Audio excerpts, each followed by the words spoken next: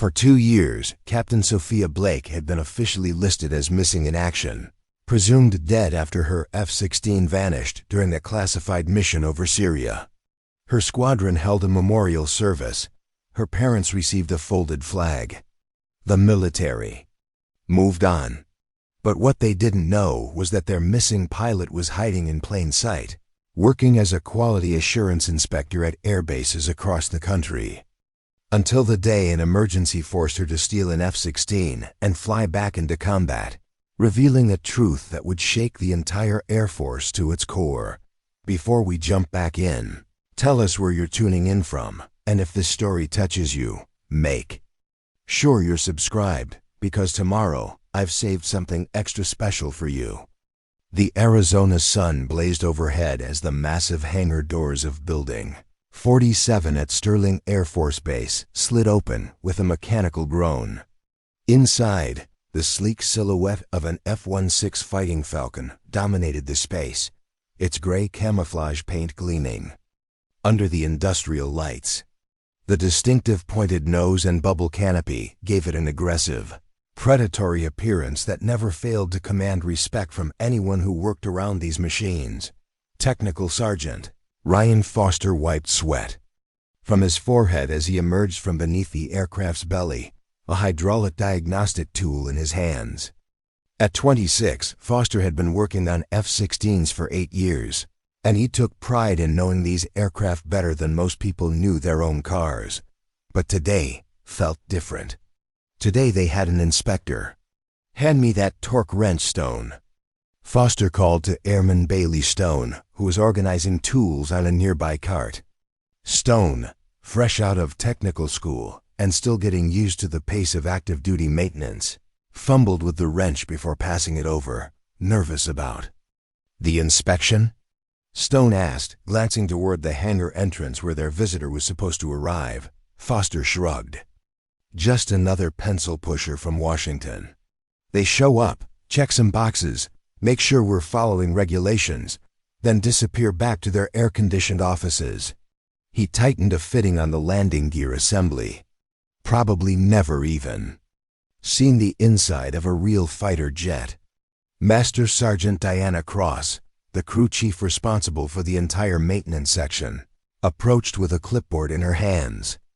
At 42, Cross had spent more than 2 decades keeping Air Force aircraft in the sky, and her no-nonsense demeanor commanded immediate respect from everyone under her supervision. "Listen up," Cross announced to the small group of mechanics working in the hangar.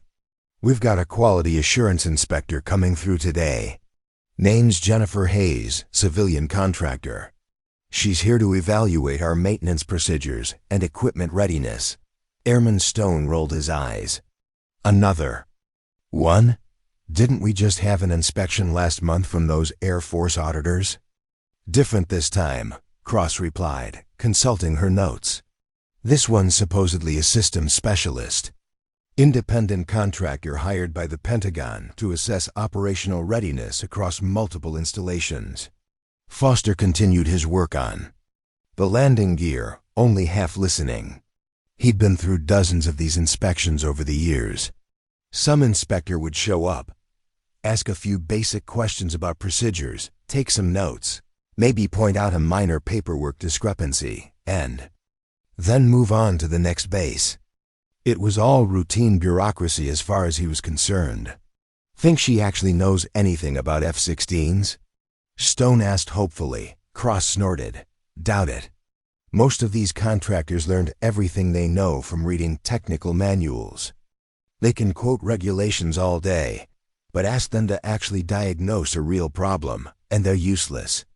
The conversation was interrupted by the sound of the side door opening, letting in a shaft of bright desert sunlight that cut across the polished concrete floor. A figure stood silhouetted in the doorway for a moment before stepping into the hangar. The woman who entered wasn't what anyone had expected. No pressed business suit with a briefcase full of forms. No military uniform with ribbons and insignia. Instead, a woman in her early 30s wearing simple khaki pants and a plain blue polo shirt walked quietly into the space. She carried only A tablet computer and a small shoulder bag. Nothing about her appearance commanded immediate attention. No name tag beyond a simple visitor badge clipped to her shirt pocket that read, J. Hayes QA Inspector. No obvious signs of authority or importance. Just the steady, measured pace of someone who seemed to know exactly where she belonged. "That's her," Stone whispered to Foster. "Doesn't look like much."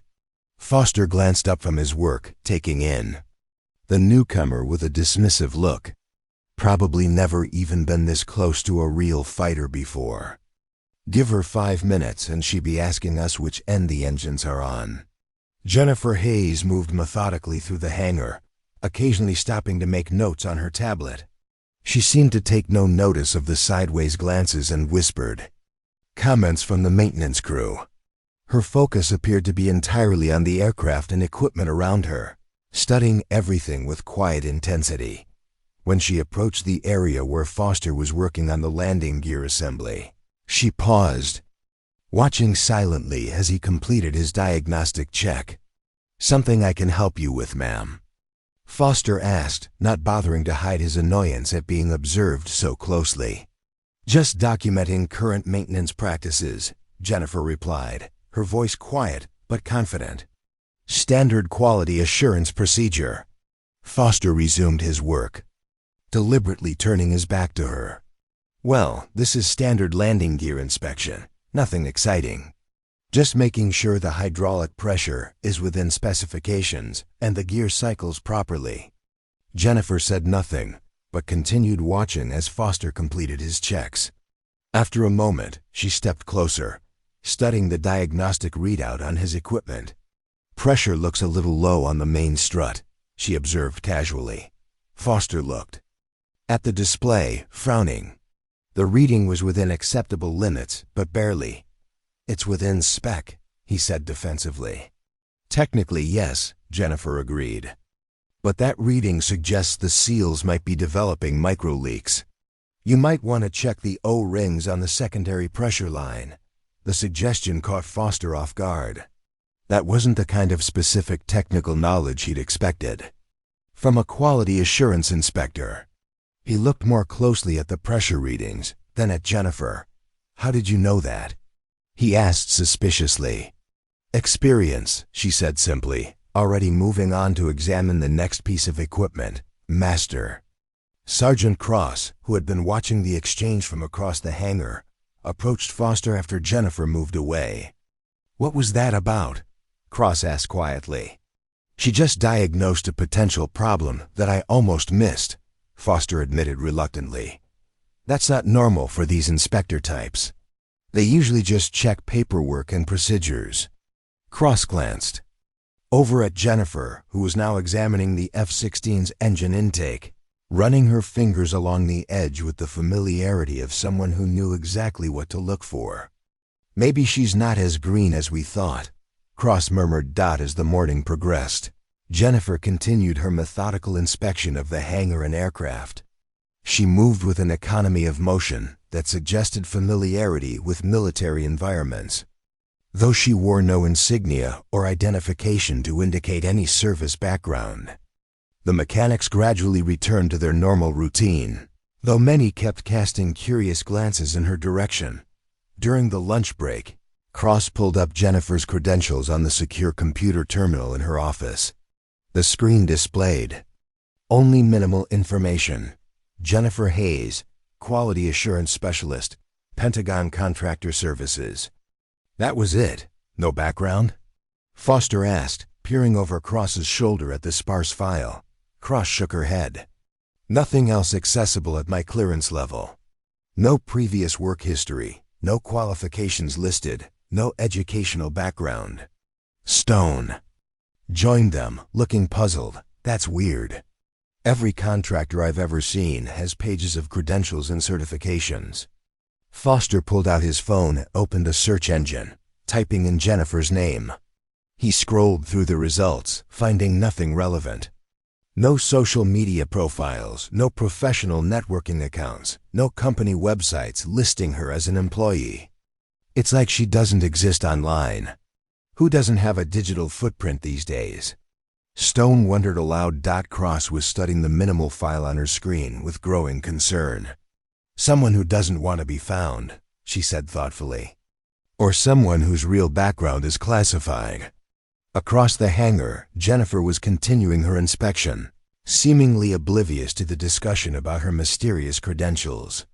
She had moved to the F-16's cockpit area and was studying the instrument panel through the canopy, her fingers hovering over the controls without actually touching them. For just a moment, something flickered across her face.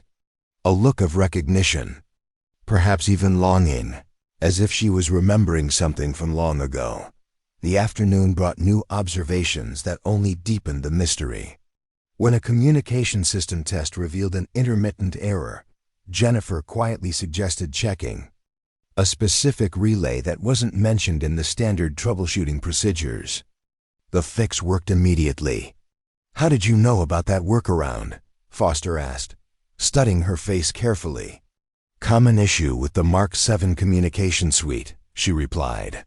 "Most field technicians know about it, even if it's not in the official manual." "But you're not a field technician," Foster pointed out suspiciously. Jennifer held his gaze for a moment, her expression unreadable. "No," she said simply, "I'm not." As the day wore on, the crew became increasingly puzzled by their mysterious inspector.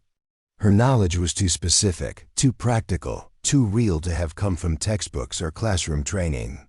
She moved around the aircraft like someone who had spent years in similar environments, and her questions revealed an understanding of F-16 operations that went far beyond what any civilian contractor should possess. But perhaps most intriguing was what happened during the afternoon emergency drill.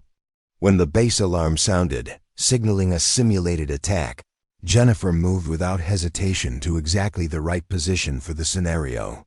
Her movements automatic and practiced, as if she had done this hundreds of times before.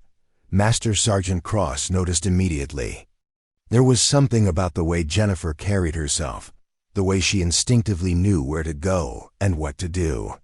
It reminded Cross of something, though she couldn't quite put her finger on what. After the drill ended, Cross discreetly accessed a more secure terminal and began searching through archived personnel files. What she found made her freeze in place. On the screen was a grainy photograph from 2 years earlier, a younger woman in full flight, gears standing beside an F-16. The resemblance to their inspector was unmistakable, but the name listed was different. Captain Sophia Blake, Calcine, Hawk, assigned to the 421st Fighter Squadron. The file was stamped with classification markings and included a note that made Cross's blood run cold. Status: missing in action. Last known position: Syria. Search suspended after 30 days. Cross stared at the photograph, then looked across the hangar where Jennifer was making final notes on her tablet. Who was this woman really? And why was a pilot who had been missing for 2 years now walking around Sterling Air Force Base, pretending to be a quality assurance inspector? As the workday neared its end, tension in the hangar had subtly but noticeably increased. Word had begun to spread among the senior maintenance staff that something wasn't adding up about their visitor. The younger mechanics picked up on the change in atmosphere, their casual conversation gradually falling silent as they focused on their tasks. Jennifer seemed to sense the shift as well. Her movements became more guarded, her note-taking more deliberate. She kept her distance from the groups of whispering personnel, focusing entirely on completing her inspection checklist. But as she prepared to leave for the day, she paused near the F-16's engine housing, her hand resting briefly on the aircraft's metal skin. In that moment, she looked less like a civilian contractor and more like someone who had once called these magnificent machines home. The truth was closer to the surface than anyone realized, waiting for the right moment to emerge. And tomorrow would bring exactly the kind of crisis that would force all secrets into the light. The next morning arrived with an unusual tension hanging over. Building 47, Jennifer Hayes returned precisely at 0700, once again wearing her simple civilian clothes and carrying the same tablet and shoulder bag. But today felt different. The easy dismissal from the previous day had been replaced by wary curiosity from the maintenance crew. Technical. Sergeant Foster was the first to notice the change in dynamics. As Jennifer approached his workstation, where he was performing routine checks on the F-16's avionics systems, he found himself straightening unconsciously, his casual demeanor from yesterday nowhere to be found. "Morning, ma'am," he said, his tone notably more respectful than before. Jennifer nodded in acknowledgement. "Good morning, Sergeant. How's the radar system performing? Any issues with the target acquisition software?" Foster blinked in surprise. Yesterday, she'd been asking general questions about documentation and procedures. Today, she was inquiring about specific technical details that weren't part of any standard quality assurance checklist. "System's been running clean," he replied automatically, then caught himself. "Ma'am, that information isn't typically part of a maintenance inspection. The radar diagnostics are classified operational data, isn't it?" Jennifer made a note on her tablet. "I find that avionics reliability often indicates overall maintenance quality. A well-maintained aircraft should show consistent performance across all systems." Her response was reasonable enough, but something about the way she'd phrased the question suggested knowledge that went beyond what any civilian contractor should possess. Foster exchanged glances with Airman Stone, who was working on a nearby weapons systems panel. Across the hangar, Stone was having his own unsettling encounter. Jennifer had stopped beside him as he calibrated the F-16's targeting computer, but instead of simply observing like yesterday, she'd begun pointing out potential efficiency improvements. The targeting processor tends to develop latency issues. When the ambient temperature exceeds 95 degrees, she mentioned casually, watching Stone work, you might consider running the cooling system at 75% capacity during summer operations instead of the standard 60%. Stone paused his work, multimeter halfway to a circuit board. "Ma'am, respectfully, that modification isn't authorized without engineering approval from Lockheed Martin. We can't just change operational parameters on our own." "Of course not," Jennifer agreed. "I'm just noting potential performance optimizations based on field experience." But her suggestions were too specific, too knowledgeable. Stone had been working on F-16 systems for 3 years, and he'd never heard of that particular cooling system adjustment. Yet the way she'd mentioned it suggested practical experience rather than theoretical knowledge. Master Sergeant Cross had spent the night researching what little she could find about the missing pilot, Captain Sophia Blake. The details were still classified above her clearance level, but she'd managed to piece together fragments from various sources. A combat mission over Syria 2 years ago. Radio contact lost during enemy engagement. Extensive search and rescue operations that had found no trace of aircraft or pilot. She approached Jennifer during her mid-morning inspection of the aircraft's navigation systems, deciding to test her suspicions directly. "Miss Hayes," she said carefully, "I noticed you seem particularly familiar with F-16 operational parameters. More so than most quality assurance inspectors I've worked with." Jennifer didn't look up from her tablet. "I've conducted evaluations at several airbases over the past few years. You learn to recognize patterns in maintenance practices and system performance. Have you?" Cross moved closer, lowering her voice. "Because the way you move around this aircraft, the questions you're asking, the suggestions you're making, it's not like someone who learned from manuals and reports. It's like someone who's actually flown these machines." For the first time since arriving at Sterling, Jennifer's composure flickered. She met Cross's eyes directly, and the senior sergeant saw something there that sent a chill down her spine. Not fear, but a careful assessment, as if Jennifer was weighing how much truth she could afford to reveal. "I take my work very seriously, Sergeant," she said finally. "I'm sure you do." Cross nodded slowly. It's just that in my 22 years working on these aircraft, I've only seen that level of intuitive understanding from pilots who've actually sat in that cockpit during combat operations. The words hung in the air between them. Jennifer resumed her inspection without responding, but Cross noticed that her movements had become more deliberate, more guarded. Meanwhile, Foster had been conducting his own investigation. During a brief break, he'd called a friend who worked in personnel records at another base, someone who owed him a favor from their deployment days together. "I need you to run a name for me," Foster had said quietly into his phone, stepping outside the hangar for privacy. Jennifer Hayes, supposed to be a civilian quality assurance contractor, but something doesn't add up about her background. The response had been immediate and troubling. "Foster, I can't find any record of that person in the contractor database. And when I tried to dig deeper, I got a message saying the search was flagged for security review. That only happens when you're trying to access information about classified personnel." When Foster returned to the hangar, he found Jennifer examining the F-16's ejection seat mechanism, an area that definitely wasn't part of any routine quality assurance inspection. "Interesting component to evaluate," he commented, approaching. Slowly. Jennifer didn't seem surprised by his presence. Safety systems are critical for pilot confidence and mission success. Understanding their reliability helps assess overall maintenance standards. "They are," Foster agreed. "But civilian contractors typically don't have clearance to examine ejection seat mechanisms. Those systems are classified, and the technical specifications are need-to-know only." Jennifer's fingers paused over her tablet.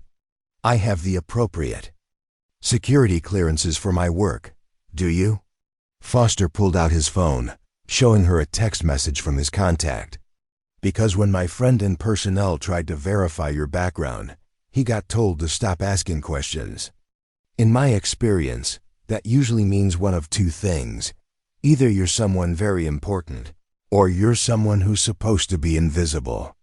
The afternoon brought an unexpected complication. Colonel Marcus Webb, the base commander, arrived for an unscheduled inspection, accompanied by two officers that Jennifer didn't recognize. Their presence immediately changed the atmosphere in the hangar, bringing with it an air of official authority that made everyone more nervous.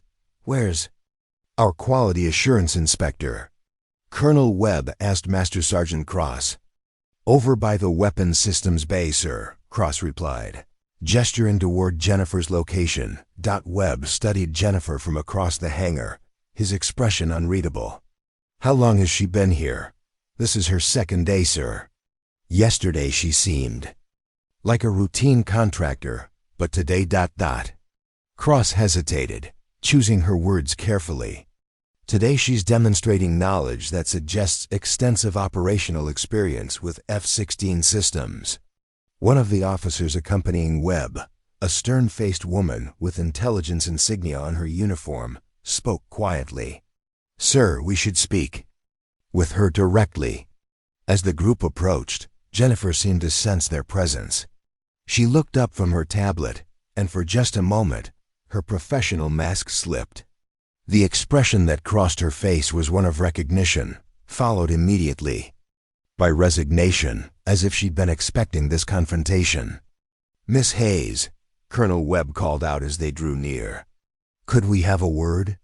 Jennifer straightened, and suddenly she looked less like a civilian contractor and more like military personnel responding to a superior officer. "Of course, Colonel." The entire hangar seemed to hold its breath as the group moved toward Cross's office for privacy. Through the glass windows, the mechanics could see an intense conversation taking place, with Jennifer standing at attention while the officers consulted files and spoke in urgent tones. Foster moved closer to Stone, both of them trying to catch glimpses of what was happening in the office.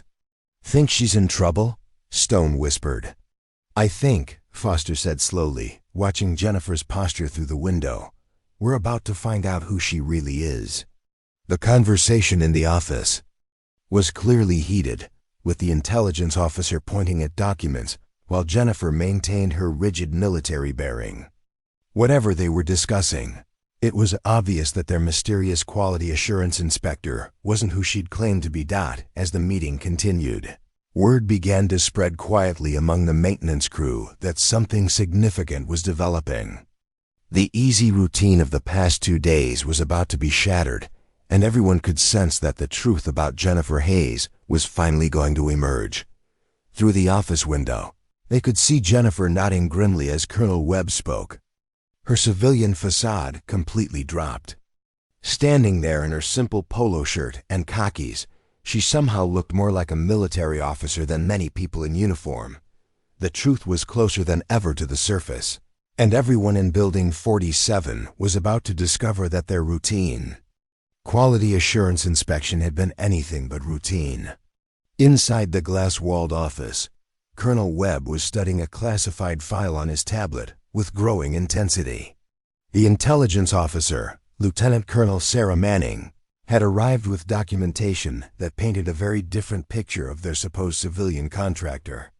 Captain Sophia Blake, Webb read aloud from the file. Calcine Hawk, formerly one of our most decorated F-16 pilots, officially listed as missing in action as of 2 years ago. Jennifer, or rather, Sophia, stood at attention, her civilian disguise now completely meaningless. The careful mask she'd worn for 2 days had been stripped away, revealing the disciplined bearing of a combat pilot. "Sir," she replied, her voice steady despite the circumstances. "The question is, Colonel, what is a missing pilot doing conducting quality assurance inspections at my base?" Lieutenant Colonel Manning leaned forward, consulting her own files. "Captain Blake, your record shows you were shot down during Operation Iron Eagle over Syrian airspace. Search and rescue operations were conducted for 30 days before you were officially declared missing in action, presumed dead." Sophia's expression remained carefully neutral. "The pilot known as Captain Sophia Blake was lost that day, ma'am. What remained was classified too highly to continue existing officially." Webb set down his tablet, studying her face intently. "And now you're back, hiding in plain sight as a contractor. The question is why?" Outside the office, the maintenance crew had gathered as close as they dared, trying to piece together what was happening. Foster pressed himself against the window, reading lips and watching body language. "She's standing at attention," he whispered. To the others, "Full military bearing. That's not how civilians act around officers." Stone squinted through the glass. "Look at how the colonel is treating her. That's not how you talk to a contractor. That's how you debrief a pilot."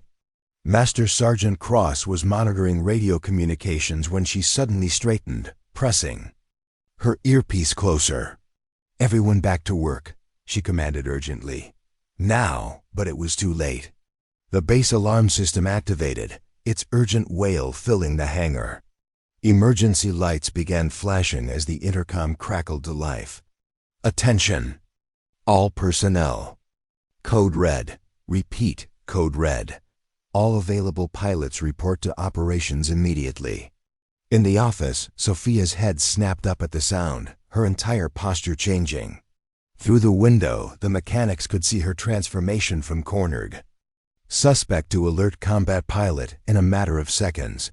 Colonel Webb was receiving updates through his earpiece, his expression growing grimmer by the moment.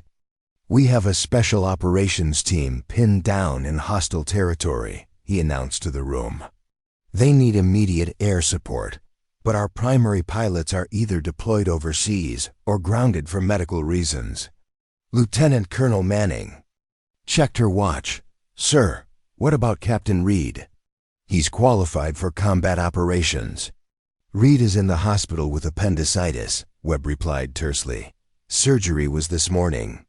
We have exactly one qualified F-16 pilot on base, and he's a trainee with less than 50 hours in type." Sophia stepped forward. "Sir, request permission to—" "You're officially missing in action, Captain," Manning interrupted. "You can't fly a classified mission. It would create an international incident if you were captured or killed. Those special operations soldiers don't care about my official status, ma'am," Sophia replied firmly. They care about staying alive long enough to see their families again. Outside, the maintenance crew was mobilizing for an emergency launch, but they could see the heated discussion continuing in the office. Their mysterious inspector, who was apparently a missing combat pilot, was clearly volunteering for something extremely dangerous. Foster turned to his team. "I don't know who she really is," he said quietly, "but I'm starting to think we're about to find out exactly why they call her Hawk." The radio chatter was becoming more desperate. Cross had patched into the tactical frequency, and the voice of the Special Operations Commander was crackling through with increasing urgency. Any station, this is Cobra 6. We are taking heavy fire from multiple positions. Request immediate close air support, or we will be overrun. Time-sensitive target. Coordinates follow." The transmission painted a grim picture. 20 elite soldiers trapped behind enemy lines, surrounded by hostile forces with conventional air support hours away. Only a fighter aircraft could reach them in time, but their closest assets were either unavailable or lacked the experience for such a dangerous mission. Webb's voice could be heard through the office window as he spoke rapidly into his secure phone. "I don't care what the political ramifications are. We have Americans under fire, and I need options, now." Sophia stood perfectly still, but her eyes were fixed on the F-16 in the hangar. Foster could see her calculating something: distance, fuel load, weapons configuration, flight time. She was already planning the mission in her head. "Sir," she said to Webb, her voice cutting through his phone conversation, "I know that area. I've flown combat missions in that exact airspace before. I can get to them." Manning shook her head emphatically. "This is completely unauthorized. If this mission fails, if you're shot down again, if anything goes wrong, it creates massive complications. A missing pilot flying an unofficial mission would be completely deniable."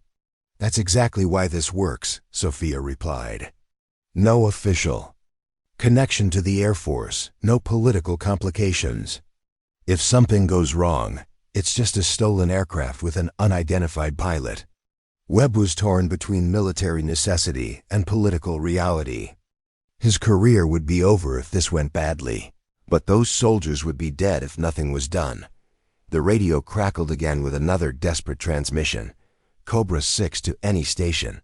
We've got wounded who can't be moved. Enemy armor is advancing on our position. If air support doesn't arrive within 30 minutes, we're not going to make it home." The weight of 20 lives hung in the air. Webb looked at Sophia, seeing not the missing pilot who had caused him political headaches, but the combat veteran who might be their only hope. "Chief Cross," he called through the office intercom. "What's the status of the F-16 in Building 47? Cross's voice came back immediately. "Fully fueled and armed, sir. Mission-ready configuration. We can have it prepped for emergency launch in 15 minutes. Webb made his decision. "Do it." The office door opened, and all 3 officers emerged. The entire hangar fell silent as they approached the F-16. Sophia walked directly to Cross, her civilian contractor persona completely abandoned. "Chief, I need this aircraft prepped for immediate combat launch," she said, her voice carrying the authority of someone accustomed to life-or-death decisions. "Full air-to-ground configuration." Cross glanced uncertainly at Colonel Webb, who gave a slight nod. "Yes, ma'am. We'll have her ready in 10 minutes." Sophia turned to address the assembled maintenance crew, 20 pairs of eyes watching her with a mixture of awe and confusion. "I need everyone to understand something," she said, her voice steady and clear. "What's about to happen here is not official. There are no orders from command, no authorization from the Pentagon. 20 American soldiers are about to die unless someone with the right skills and the right aircraft gets to them immediately." She paused, looking each crew member in the eye. 2 years ago, Captain Sophia Blake was officially lost during a classified mission. What remained was too sensitive to acknowledge officially. But today, those distinctions don't matter. What matters is getting to those soldiers before it's too late. The hangar erupted into controlled chaos as the maintenance crew began emergency preparations. The same mechanics who had dismissed her as a typical contractor 2 days earlier now worked with desperate efficiency to prepare the F-16 for combat. Foster approached her as she began reviewing the aircraft systems. "Ma'am, I owe you an apology. When you first walked in here, I thought you were just another bureaucrat who didn't know the first thing about real aircraft." "You thought exactly what you were supposed to think," Sophia replied, running her hands over the F-16's controls with obvious familiarity. That was the entire point of the cover identity. "But who are you really?" Stone asked, securing the panel he'd been working on. Sophia paused in her pre-flight checks. "Someone who made choices that required her to disappear from official records. But today, that doesn't matter. What matters is that somewhere out there, 20 soldiers are counting on someone to come get them home." As final preparations continued around her, the truth was finally emerging. Their mysterious quality assurance inspector was indeed Captain Sophia Blake, the missing pilot whose fate had been unknown for 2 years. And now she was about to risk everything once again to save lives that hung in the balance. While the maintenance crew worked frantically to prepare the F-16 for its unauthorized mission, Master Sergeant Cross found herself with a burning question that couldn't wait. As Sophia conducted her pre-flight inspection with the fluid expertise of a seasoned combat pilot, Cross approached her quietly. "Captain Blake," she said, keeping her voice low enough that only Sophia could hear, "I need to ask you something. What really happened 2 years ago? How does a pilot go from missing in action to conducting quality assurance inspections?" Sophia paused in her examination of the aircraft's weapon systems, her hands stilling on the missile pylons. For a moment, the hangar noise faded into the background as she considered how much truth she could safely reveal. "Operation Iron Eagle was supposed to be a routine strike mission," she began, her voice barely above a whisper. "Intelligence indicated a high-value target in a remote compound. Standard in-and-out operation. But intelligence was wrong." She moved to check the aircraft's fuel levels, Cross following closely. "Instead of one target, we found a heavily fortified position with surface-to-air missiles that weren't supposed to exist. My wingman took a direct hit on the first pass. I watched his aircraft explode and knew I had to make a choice." Foster, who had been working nearby, couldn't help but overhear. He slowed his work, listening intently while pretending to focus on his checklist. "The mission called for immediate withdrawal if we encountered unexpected resistance," Sophia continued. "Standard rules of engagement. But there were civilians in that compound, women and children being used as human shields. If I followed orders and left, they would all die." Cross felt a chill run down her spine. She'd heard whispers about Operation Iron Eagle in the classified briefings she'd attended over the years, but never the full details, "So I didn't follow orders," Sophia said simply. "I made the choice to complete the mission, to neutralize the threats and extract the civilians. But doing so required unauthorized actions. Targets were engaged that weren't on the approved list. Rules of engagement were exceeded." Stone had stopped pretending to work entirely, along with several other crew members who were within earshot. The story Sophia was telling painted a picture of a pilot who had chosen saving innocent lives over following military protocol.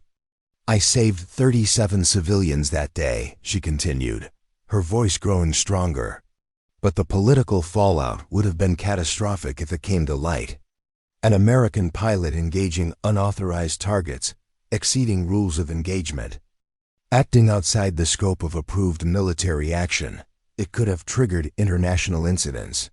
Lieutenant Colonel Manning, who had been monitoring communications from across the hangar, approached the group.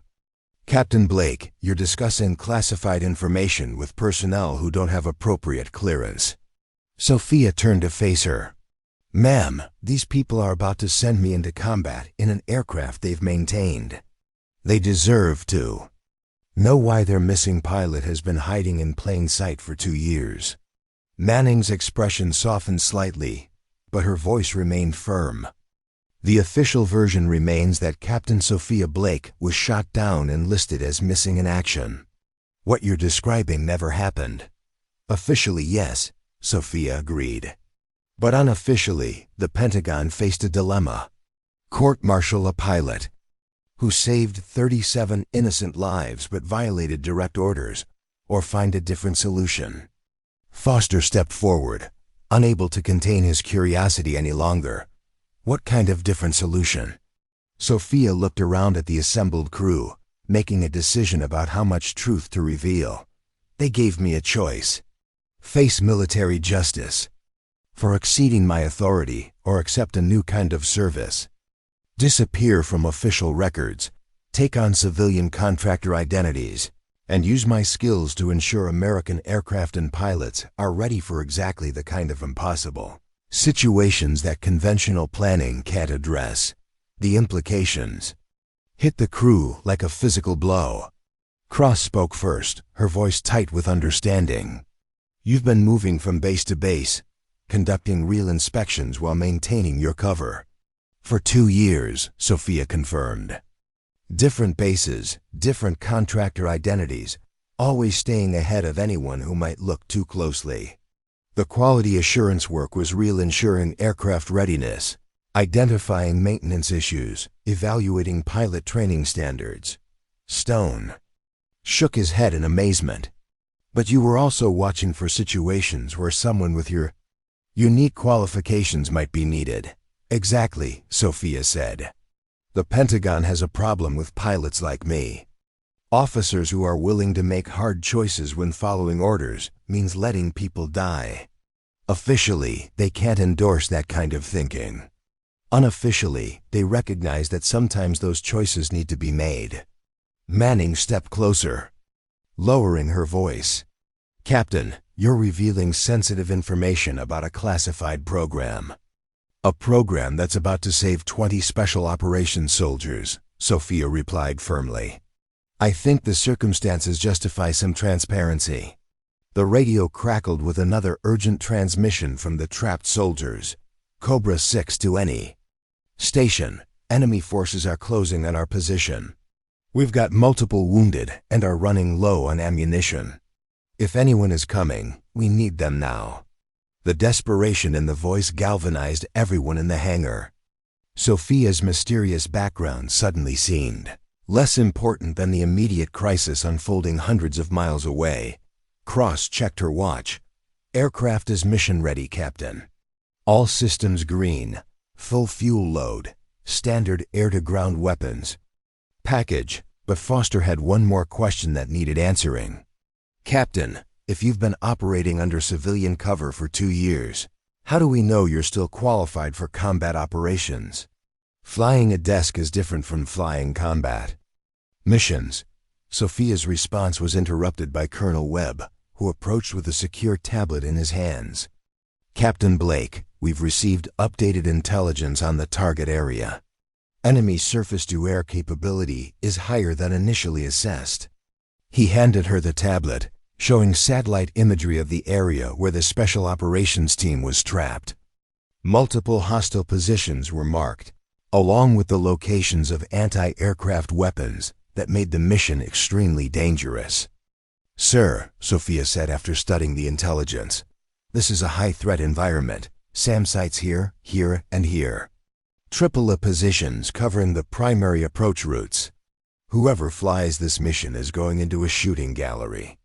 Manning stepped forward, which is exactly why we can't authorize an unofficial pilot to attempt it. The risk of losing both the aircraft and pilot is too high. And the risk of losing 20 soldiers is acceptable? Sophia asked sharply. Webb was weighing impossible choices. Captain, I need to know honestly, are you still qualified for this kind of mission? 2 years of inspection work doesn't maintain combat readiness. Sophia handed the tablet back to him. Sir, with respect, I haven't spent 2 years just conducting inspections. She paused, choosing her words carefully. The Pentagon's Shadow program has kept me current on combat qualifications, simulator time, weapons training, tactical updates. If they were going to maintain a pilot for emergency situations, they wanted to ensure she remained effective. Foster felt pieces clicking into place. That's why you knew about the radar cooling modification, the targeting system optimizations. You've been staying current on technical updates across multiple aircraft types. The program required it. Sophia confirmed, never knowing which base might need assistance, which aircraft might be called upon for emergency operations. The weight of revelation was settling over the entire crew. Their mysterious inspector wasn't just a missing pilot hiding in plain sight. She was part of a carefully orchestrated program designed to place qualified personnel exactly where they might be needed most. Stone spoke up, his voice filled with new respect. Ma'am, you've been protecting all of us, haven't you? Making sure our aircraft are ready, our procedures are sound, our capabilities are maintained. That was the mission. Sophia said simply, ensure American military aviation is prepared for the moment when following orders isn't enough, when someone needs to make the hard choice to do what's right instead of what's authorized. The radio squawked again, more urgent than before. Cobra 6, taking heavy fire. We need immediate assistance. Estimate 15 minutes before our position is overrun. Time was running out, and everyone in the hangar understood that their philosophical discussion about unauthorized missions and shadow programs was about to become very real. Sophia Blake, the missing pilot, was about to prove exactly why the Pentagon had kept her in reserve for situations just like this one. The atmosphere in Building 47 shifted dramatically as the reality of the situation crystallized. 20 American soldiers were facing certain death unless someone could reach them within minutes, not hours. Sophia stood beside the fully prepared F-16, her hands resting on the aircraft's wing as she studied the tactical display one final time. Sir, she said to Colonel Webb, I need final authorization to proceed. Those soldiers don't have much time left. Webb looked at the assembled maintenance crew, then at Lieutenant Colonel Manning, who was shaking her head almost imperceptibly. The weight of command had never felt heavier. Authorizing this mission meant ending his career if anything went wrong, but refusing meant accepting the deaths of 20 elite soldiers. Captain Blake, Manning said firmly, I cannot officially sanction this mission. You don't exist in our personnel system. This aircraft isn't officially assigned to any mission. If you're shot down, if you're captured, if this operation fails, it creates an international incident that could affect American foreign policy for decades. Sophia's response was calm but unwavering. Ma'am, those soldiers don't care about international incidents. They care about seeing their families again. Sometimes doing the right thing means accepting that it can't be done officially. Foster, who had been listening to the exchange while performing final systems checks, suddenly spoke up. Ma'am, excuse me, but I have a question. He turned to Manning. What happens if we do nothing? What happens to those 20 soldiers? Manning's expression tightened. That's not the point, Sergeant. Military operations must follow proper authorization channels. We can't just... They die, Cross interrupted, her voice cutting through the bureaucratic language. 20 soldiers die because we were too worried about paperwork and political consequences to let a qualified pilot save them. The hangar fell. Silent except for the distant hum of ventilation systems and the occasional radio crackle from the emergency frequency. Every person present understood they were witnessing a moment that would define not just their careers, but their consciences.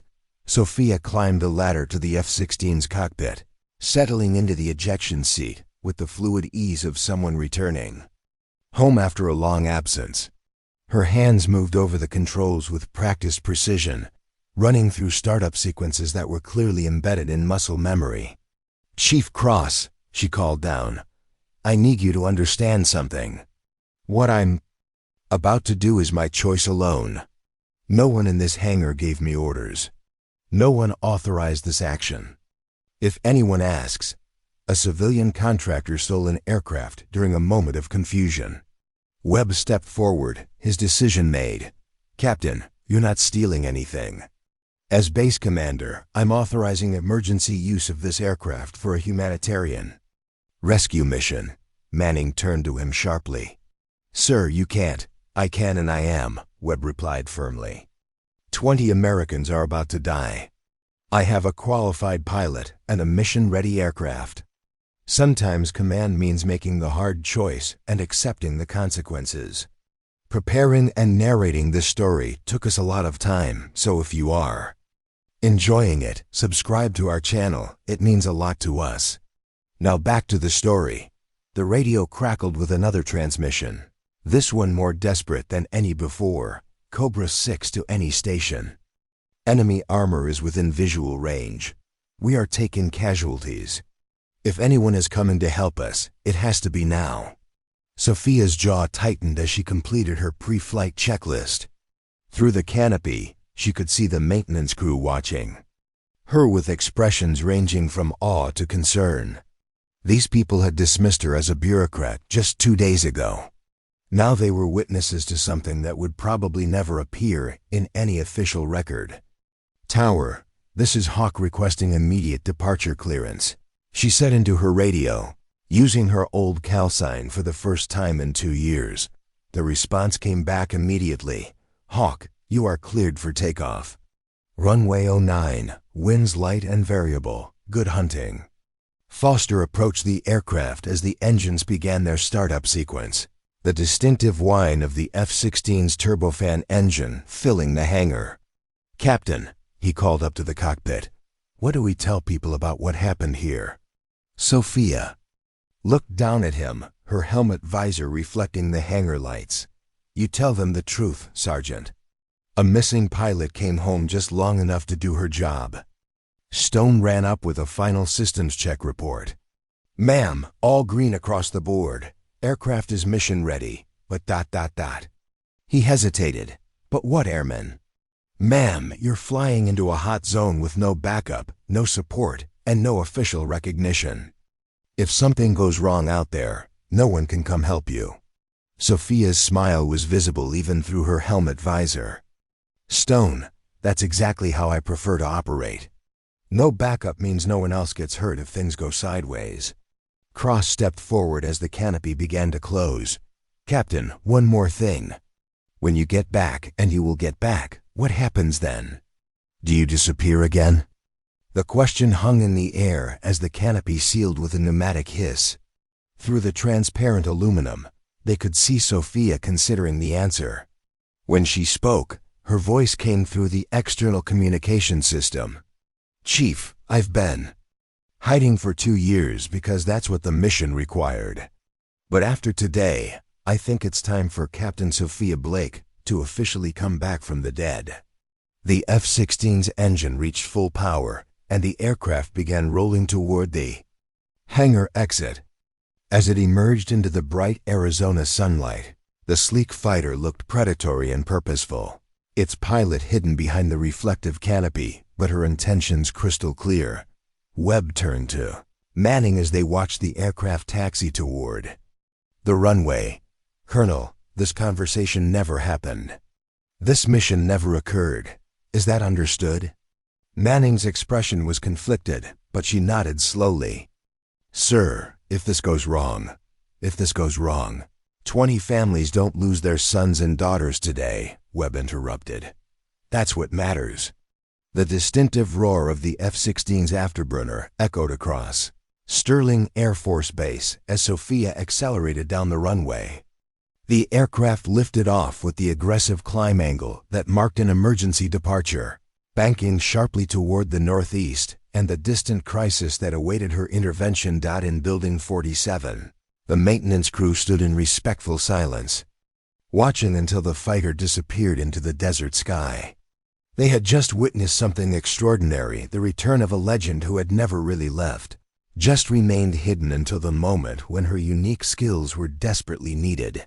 Foster turned to the others, his voice quiet with amazement. I don't know what's going to happen when she gets there, but I feel sorry for anyone stupid enough to get between Hawk and those soldiers. Cross nodded, monitoring the radio frequencies. 20 soldiers are about to find out what it means to have a guardian angel with missiles and a bad attitude. The waiting began. Somewhere over hostile territory, their missing pilot was about to prove exactly why the Pentagon had kept her in reserve for impossible situations. The ghost was flying. Again, and this time, everyone would know her name. The command center at Sterling Air Force Base had been transformed into a hub of controlled tension. Multiple screens displayed satellite feeds, weather data, and communication channels, all focused on a mission that officially didn't exist. Colonel Webb stood behind the communications officer, his jaw tight as he monitored Sophia's progress toward the combat zone. "Current position?" he asked quietly. "Hawk is maintaining radio silence as planned, sir," the communications officer replied. Last GPS coordinate showed her on course, altitude 25,000 feet, approximately 90 minutes from target area. In Building 47, the maintenance crew had gathered around a radio, listening to the sporadic updates from the trapped Special Operations team. The soldiers' situation was deteriorating rapidly, and their communications were becoming increasingly desperate. "Cobra 6 to any station," the voice crackled through with barely controlled panic. "Enemy armor has breached our outer perimeter. We've got multiple wounded who can't be moved. Estimate 20 minutes before our position is completely overrun."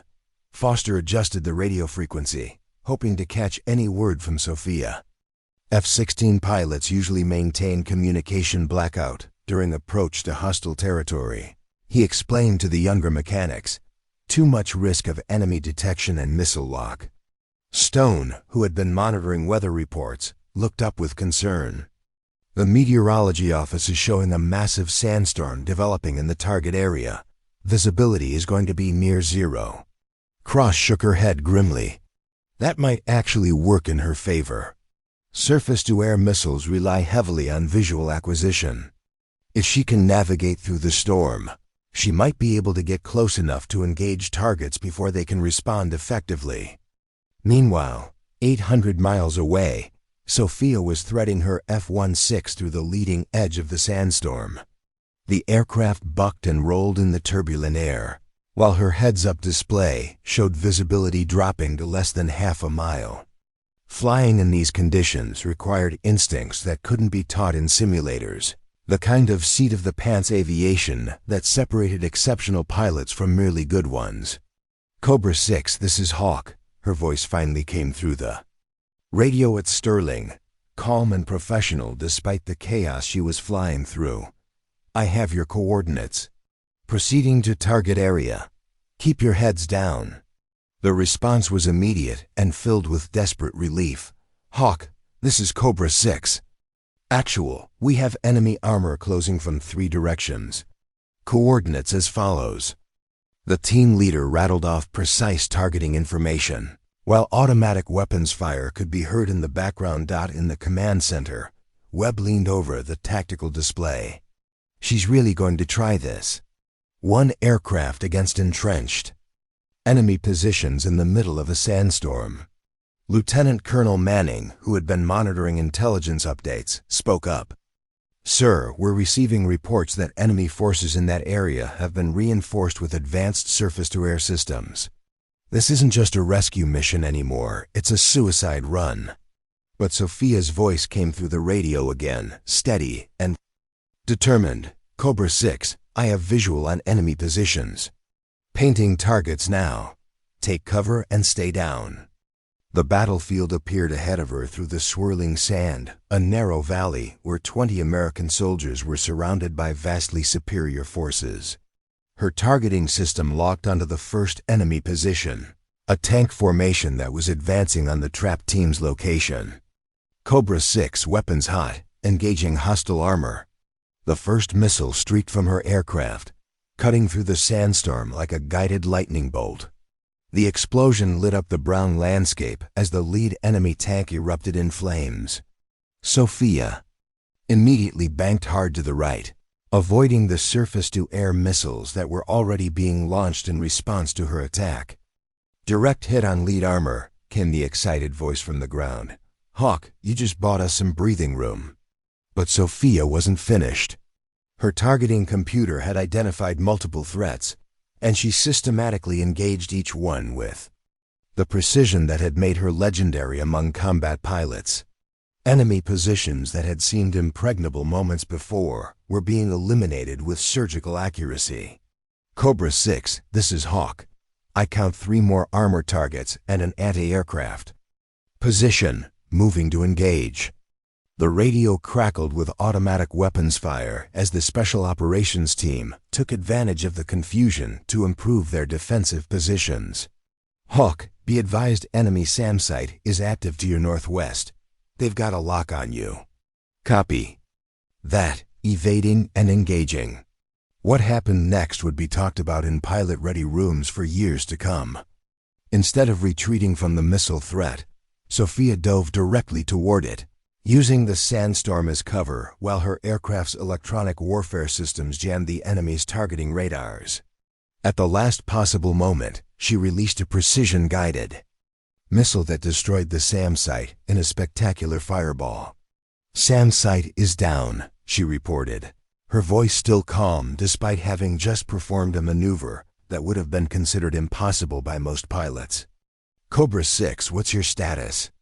"Hawk, you just saved our lives. Enemy forces are withdrawing. We have wounded, but we can move to extraction point." "Roger, Cobra 6. I'll maintain overwatch until your transportation arrives." In the command center at Sterling, the room erupted in quiet celebration. Webb allowed himself a moment of relief before addressing the room. "Outstanding work, everyone. But remember, this mission never happened." However, the mission wasn't over yet. As Sophia circled above the extraction point, her low fuel warning light began flashing. The extended combat maneuvering and afterburner usage had consumed more fuel than anticipated, and she was now facing a critical decision: attempt to reach a friendly airfield or risk running out of fuel over hostile territory. "Sterling Control, this is Hawk." Her voice came through with the first hint of concern they'd heard. "I'm showing fuel state critical. Request immediate clearance for emergency approach." Foster, who had been monitoring fuel consumption calculations, looked up with alarm. At her current fuel burn rate, she might not make it back to base. Cross was already coordinating with the control tower. "Emergency services are standing by. Crash and rescue teams are positioned along her projected approach path." But Sophia had one more surprise for everyone. Instead of heading directly back to Sterling, she made a detour that took her over another coalition base that was closer to her current position. "Sterling Control, this is Hawk. I'm diverting to Sahara Forward Operating Base for emergency refueling. We'll return to Sterling once fuel situation is stabilized." The decision showed the tactical thinking that had made her such an effective pilot. Rather than risk a crash landing due to fuel exhaustion, she was using available resources to ensure she could complete her mission safely. 20 minutes later, her voice came through the radio with obvious relief. "Sterling Control, this is Hawk. Successful refueling at Sahara FOB. Returning to base. All souls aboard are safe." The phrase "all souls aboard" was pilot terminology indicating that not only had the mission been successful, but that she was returning uninjured. In Building 47, the maintenance crew allowed themselves to celebrate for the first time since she'd taken off. "She did it," Stone said, shaking his head in amazement. "One pilot, one aircraft, against impossible odds, and she pulled it off." Foster was already preparing for her return. "Let's get ready to service that aircraft. Something tells me Captain Blake is going to have some interesting stories to tell about what happened out there." As the sun began to set over Sterling Air Force Base, the distinctive silhouette of an F-16 appeared on the horizon, approaching for landing. The pilot who had officially been missing for 2 years was about to touch down and reclaim her place in military history. The F-16 touched down on runway 09 with Sophia's characteristic precision, the aircraft's drag chute deploying as she applied wheel brakes. Even from a distance, the maintenance crew could see scorch marks on the aircraft's belly from missile detonations and the distinctive pattern of sand abrading the paint from flying through the storm at high speed. As the fighter taxied back to Building 47, emergency vehicles that had been standing by slowly dispersed. The mission that officially never happened had ended successfully, but everyone involved understood that the real complications were just beginning. Colonel Webb was waiting on the tarmac as Sophia shut down the engine and opened the canopy. Her flight helmet came off, revealing hair matted with sweat and a face marked by the intense concentration of extended combat operations. But her eyes were clear and alert, showing none of the exhaustion that should have followed such a demanding mission. "Captain Blake," Webb said as she climbed down from the cockpit, "outstanding work out there. 20 soldiers are alive because of what you did today." Sophia handed her helmet to Foster, who had approached to begin post-flight inspection procedures. "Sir, they were doing their job and I was doing mine. That's how it's supposed to work." But even as she spoke, Sophia could see the crowd that had gathered around the aircraft. Word of the unauthorized mission had spread throughout the base, and dozens of personnel had found reasons to be in the vicinity of Building 47. Everyone wanted to see the missing pilot who had suddenly reappeared to save American lives. Lieutenant Colonel Manning approached with several other intelligence officers, their expressions a mixture of professional concern and personal admiration. "Captain, we need to debrief this mission immediately. There are going to be questions from Washington."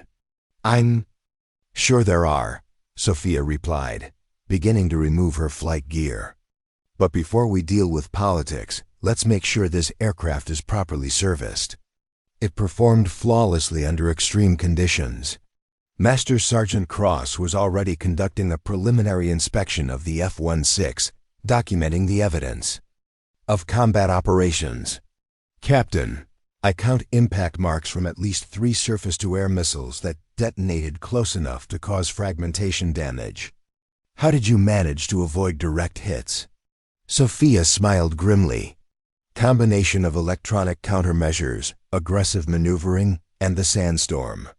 The weather that made targeting difficult for me also made it nearly impossible for enemy missile systems to maintain accurate locks." Foster was examining the aircraft's weapon pylons, all of which were now empty. "Ma'am, you expended your entire air-to-ground ordnance load. That was some precise shooting in zero visibility conditions." "The targeting computer did most of the work," Sophia replied modestly. "I just had to get close enough for it to be effective." Stone, who was checking the aircraft's electronic systems, looked up with amazement. "Captain, the radar warning receiver logged over 40 missile launch alerts during your mission. Most pilots would have been overwhelmed by that level of threat activity." "Most pilots," Sophia said, "haven't spent 2 years thinking about nothing but staying alive in exactly those kinds of situations." As the immediate post-flight inspection continued, Webb pulled Sophia aside for a private conversation. "Captain, I need you to understand the position this puts us all in. This mission saved lives, but it also violated numerous regulations and international protocols." Sophia nodded. "Sir, I'm prepared to accept full responsibility for my actions. Everyone else was following your orders or performing their assigned duties. This was my choice alone."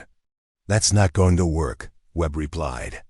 "Too many people were involved.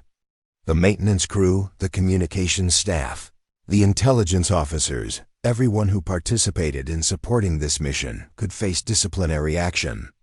The implications were sobering. The successful rescue had come at the potential cost of multiple careers and the violation of military law. But before anyone could address those concerns, Cross approached with urgent news. "Sir, I'm receiving priority communications from the Pentagon. General Patricia Stone is inbound via secure video conference." She wants to speak with Captain Blake immediately. General Stone was the Air Force Chief of Operations, one of the most senior officers in the entire military. Her direct involvement meant that news of the unauthorized mission had reached the highest levels of command within hours of its completion. "How much trouble are we in?" Foster asked quietly. Manning's expression was grim. "That depends on how the general chooses to handle a situation where a missing pilot conducted an unauthorized combat mission that saved American lives but violated international law." The secure conference room adjacent to Building 47 was hastily prepared for the communication with Washington. Sophia, still wearing her flight suit, marked with the evidence of combat operations, stood at attention as the large screen flickered to life. General Stone appeared on the monitor, her 4-star insignia clearly visible and her expression unreadable. Behind her, several other high-ranking officers were present, though their faces remained partially obscured. "Captain Blake," the general began, her voice carrying the authority of someone accustomed to making decisions that affected thousands of lives. "I understand you've had an interesting day." "Yes, ma'am," Sophia replied, maintaining military bearing despite the unprecedented nature of the situation. 20 Special Operations soldiers are currently being treated for injuries at a forward medical facility, General Stone continued.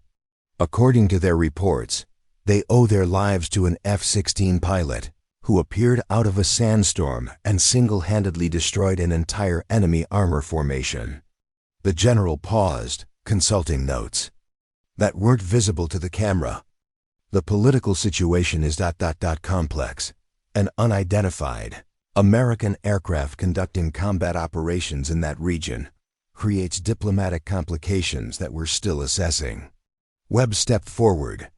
"General, I authorized the emergency use of base aircraft for a humanitarian rescue mission. Any responsibility lies with my command decision." "Colonel Webb," General Stone's voice carried a hint of amusement, "you authorized a missing pilot to steal a fighter aircraft and conduct unauthorized combat operations in foreign airspace. If we were following regulations, you'd be facing court-martial." Within the hour, the silence in the room was deafening. Everyone present understood that their careers hung in the balance, determined by decisions being made at levels far above their authority. "However," the general continued, 20 American soldiers are alive tonight because someone was willing to make hard choices when following regulations would have meant accepting their deaths." Sophia spoke up, her voice steady. "Ma'am, I accept full responsibility for all unauthorized actions." Everyone else was performing their duties according to their understanding of the situation. General Stone studied Sophia's face through the video connection. "Captain Blake, according to our records, you've been missing in action for 2 years.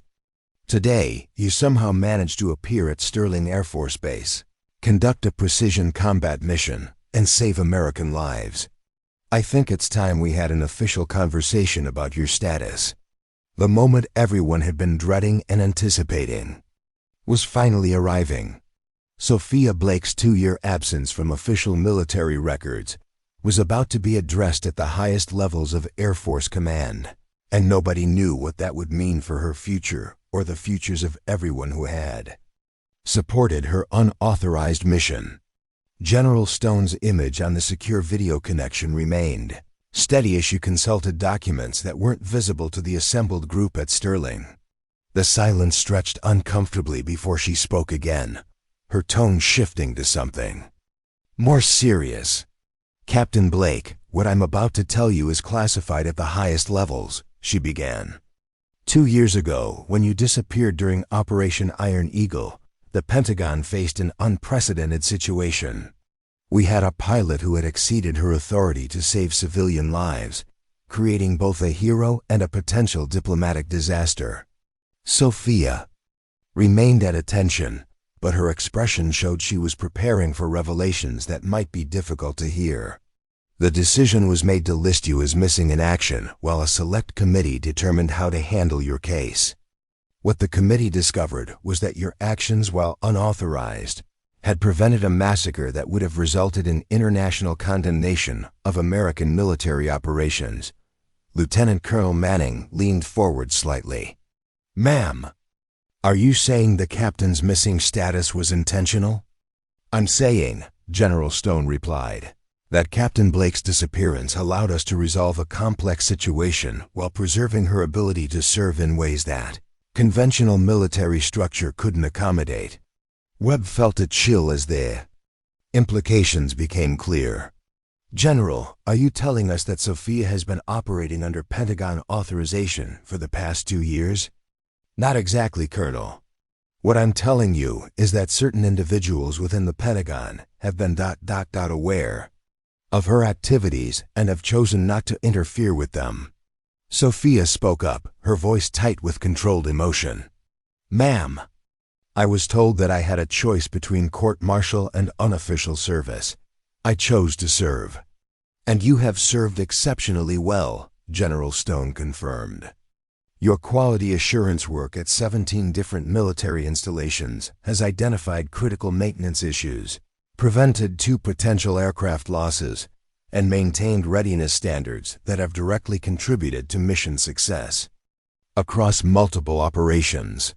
Foster, who had been listening to the exchange with growing amazement, stepped forward. "General, excuse me, but are you saying that the captain has been working for the Pentagon all along?" General Stone's expression showed a slight smile. "Sergeant, I'm saying that sometimes the most effective way to serve your country is to officially not exist while doing exactly the work that needs to be done." The revelation hit the room like a physical blow. Sophia hadn't been hiding from the military. She'd been working for it in a capacity that required complete deniability. Her civilian contractor covers, her mysterious credentials, her apparent knowledge of classified information, all of it had been part of an elaborate operation to place a highly skilled pilot exactly where she might be needed most. "Ma'am," Cross asked, "what about today's mission? Was that also part of some larger plan?" "Today's mission," General Stone replied, "was exactly what it appeared to be, an unauthorized rescue operation conducted by a pilot who chose saving American lives over following regulations. The fact that it was conducted by someone who officially doesn't exist makes it both easier and more complicated to handle politically." Webb was struggling to process the implications. "General, if Sophia has been operating under some form of official sanction, why wasn't I informed? Why was this base told she was just a routine contractor?" "Because, Colonel, the effectiveness of the program required that no one, including base commanders, know about it. Captain Blake's cover had to be complete and convincing. The maintenance crews had to react to her, naturally, the way they would to any civilian contractor." Manning stepped forward. "Ma'am, what happens now?" "Today's mission was witnessed by too many people to maintain any kind of cover story." "You're absolutely right, Colonel. Which is why the committee has made a decision about Captain Blake's future status." The room held its collective breath as General Stone paused, consulting her notes one final time. "Captain Sophia Blake, by the authority vested in me by the Secretary of the Air Force and with the approval of the Joint Chiefs of Staff, you are hereby officially restored to active duty with full rank and privileges. Your missing in action status is rescinded, effective immediately." The words seemed to echo in the conference room. Sophia, who had maintained rigid military bearing throughout the conversation, allowed her shoulders to relax slightly for the first time in 2 years.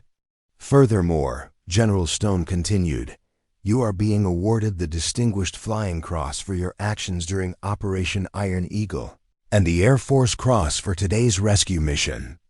Both decorations will be presented in a classified ceremony due to the sensitive nature of the operations involved." Foster found himself grinning despite the serious nature of the situation.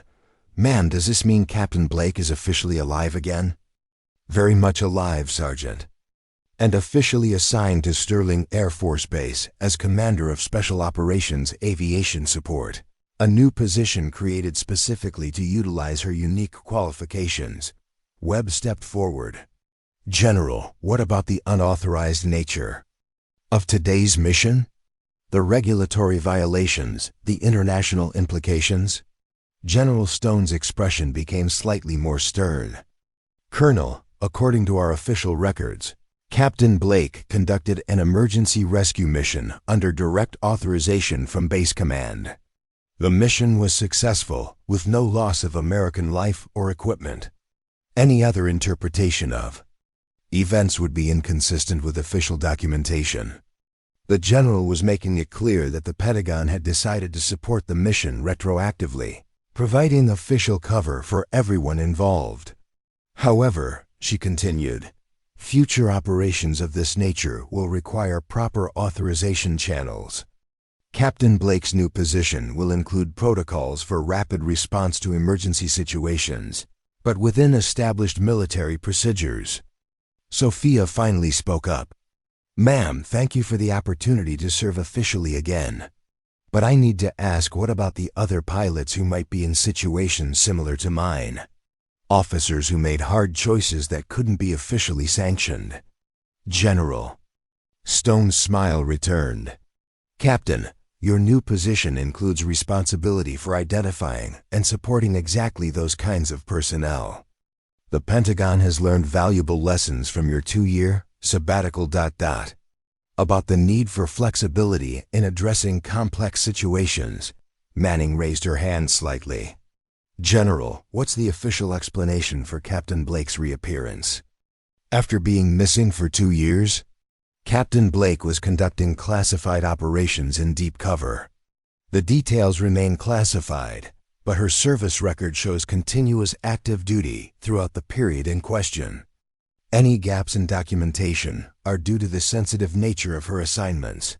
The bureaucratic elegance of the solution was impressive. Sophia's missing status would simply be reclassified as classified assignment, eliminating any awkward questions about where she'd been or what she'd been doing. Stone checked her watch. "Captain Blake, you'll receive detailed briefing materials about your new position within 24 hours. Colonel Webb, you'll receive authorization documents for the Special Operations Aviation Support Unit. This conversation is classified at the highest levels, and everyone present will sign appropriate, non-disclosure documentation." As the video conference prepared to end, General Stone addressed the group one final time. "Ladies and gentlemen, what happened today represents the best of American military service. When faced with an impossible situation, personnel at every level chose to do what was right rather than what was easy. That's exactly the kind of thinking that keeps our nation safe." The screen went dark, leaving the room in stunned silence. Sophia Blake, the missing pilot, was officially back from the dead, with a new mission and the full support of the Pentagon.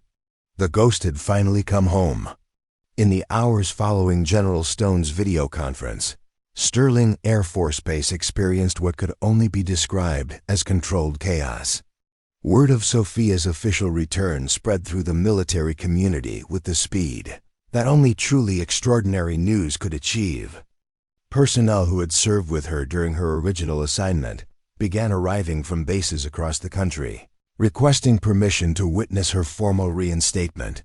Colonel Webb found himself fielding calls from Pentagon officials, congressional liaisons, and military historians, all wanting to understand the unprecedented situation of a pilot returning from 2 years of officially sanctioned invisibility. His office had become the epicenter of a bureaucratic storm that required careful navigation. "Sir," his aide knocked on the door, "you have General Morrison on line 3 and Colonel Harrison from Falcon Ridge on line 4. They're both asking about confirmation of Captain Blake's status." Webb rubbed his temples, feeling the weight of managing a situation that had no precedent in military history. "Tell them I'll call back once I receive the official documentation from Washington. Until then, everything remains classified." Meanwhile, in Building 47, Sophia was experiencing her own adjustment period.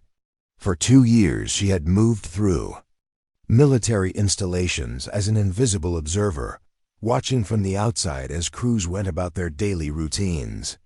Now suddenly she was the center of attention, with maintenance personnel approaching her with a mixture of respect, curiosity, and professional questions.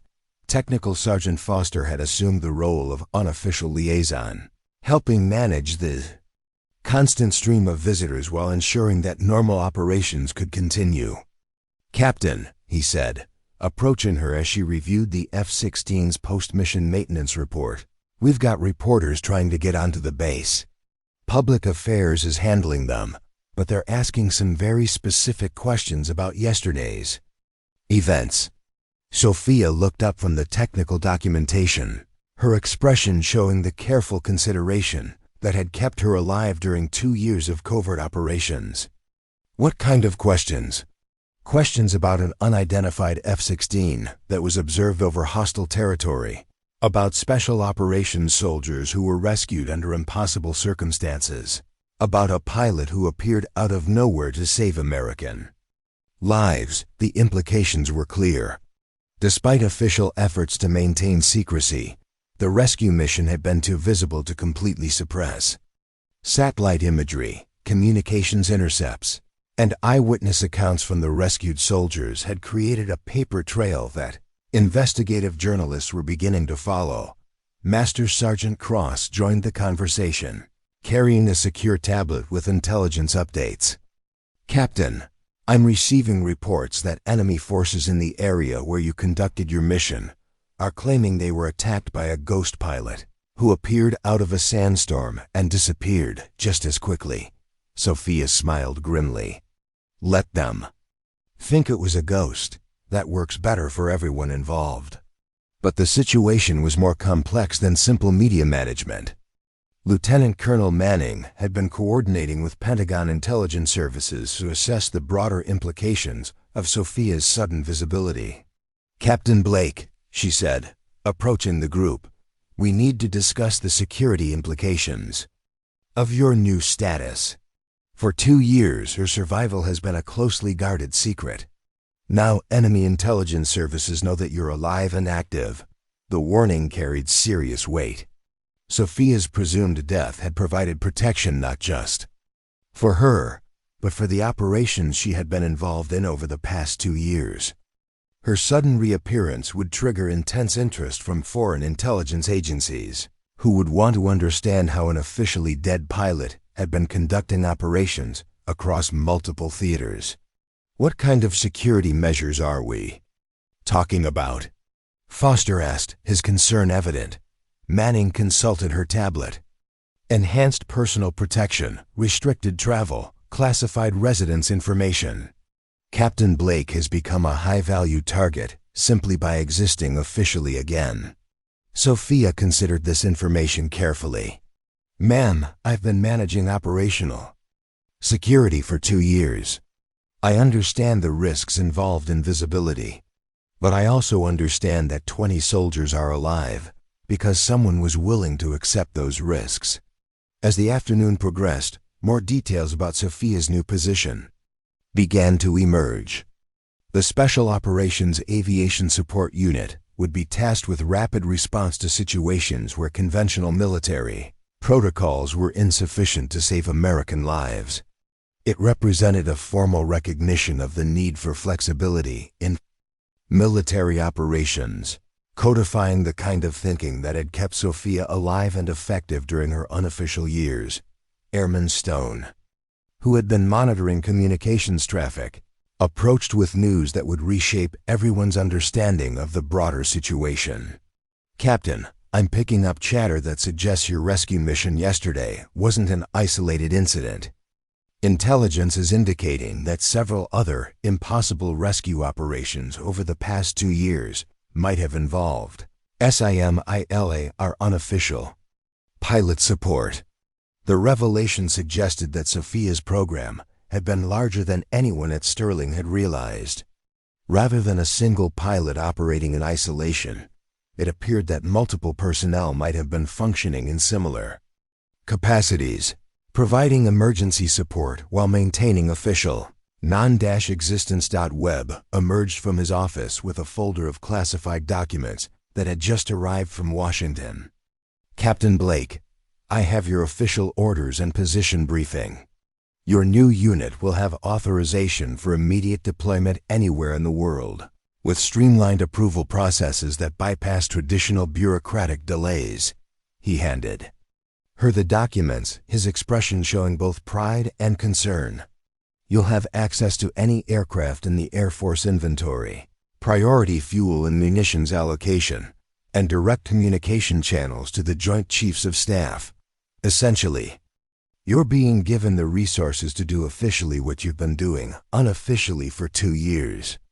Sophia reviewed the documents quickly, her pilot's mind immediately grasping the operational implications. Sir, this level of authority comes with corresponding responsibility. If something goes wrong, there won't be any deniability. That's exactly right, Webb confirmed. The Pentagon has decided that the value of having rapid response capability outweighs the political risks involved. But they're also making it clear that future operations will be conducted under official sanction, with full accountability. Cross had been listening to the conversation with growing understanding. Captain, what this means is that you won't have to hide anymore. No more civilian contractor covers, no more mysterious credentials. You can operate as a military officer with the full support of the system.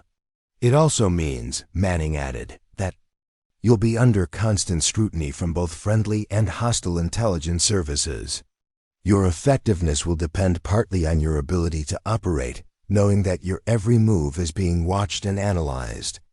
As evening approached, Sophia stood in the same hangar where she had first appeared as a mysterious quality assurance inspector just 3 days earlier.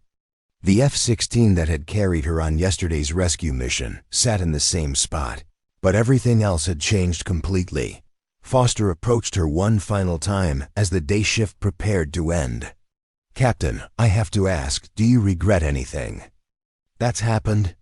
The 2 years of hiding, the risks you took, the choice to reveal yourself? Sophia considered the question while looking at the aircraft that had become her partner in saving American lives. Sergeant, I regret that it took 2 years to find a way to serve officially while doing what needed to be done. But I don't regret a single choice that kept American soldiers alive. She turned to face the assembled maintenance crew, the same people who had dismissed her as an irrelevant bureaucrat just days before. What I've learned is that sometimes the greatest service requires the greatest sacrifice. For 2 years, I sacrificed my official existence to maintain readiness for moments like yesterday. Now I get to serve officially while doing exactly the same job. The transformation was complete. Captain Sophia Blake, the missing pilot, had officially returned from the dead, bringing with her a new understanding of what it meant to serve with honor while accepting impossible missions. The ghost had become visible, and the military would never be the same. 6 months after the events at Sterling Air Force Base, Building 47 was buzzing with activity as dignitaries, military personnel, and selected media representatives gathered for an unprecedented ceremony. The event had been classified until that morning, but now the story of the missing pilot was finally being told officially. Technical Sergeant Foster, now promoted to Master Sergeant and serving as Senior Maintenance Supervisor for the Special Operations Aviation Support Unit, oversaw the final preparations with quiet pride. The same F-16 that had carried Sophia on her rescue mission gleamed under the hangar lights, its surface meticulously maintained by a crew that had never forgotten the day their mysterious inspector had revealed herself to be a combat hero, Colonel.